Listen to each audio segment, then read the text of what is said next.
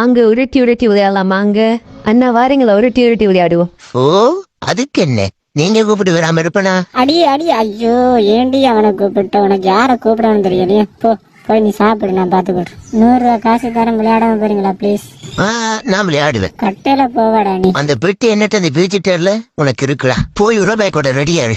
பாட்டிக்கு ஒரு பழத்தோட தொடங்கும். பாரு, முதலாவது வீணிட்டீங்க. பக்கத்துல போறதெல்லாம் கெத்தாடா. அப்ப பின்னுக்கு இருக்க பொம்மைக்கு போட்டு என் குட்டிக்கு தூக்கி கொடுங்க. என்ன மிஸ் ஆகுது பாட்ட?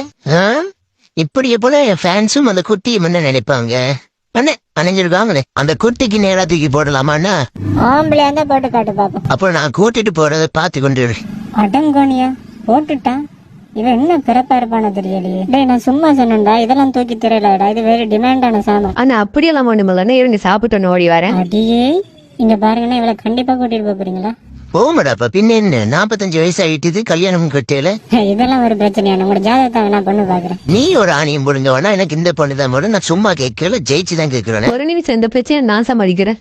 இங்க பாருங்க, நீங்க இதை தூக்கி போடும்போது நான் அங்க சாப்பிட்டு கொண்டு வந்தேன். அப்போ எனக்கு அவனும் வேணும். நான் சாப்பாடு இல்லாம இருக்க மாட்டேன், வந்தா சாப்பாட்டோட தான் வருவேன். அட அவ்வளவுதானே, தூக்கிட்டா போச்சு. மாமா எதுல போவோம்? அடங்கொன்னியா,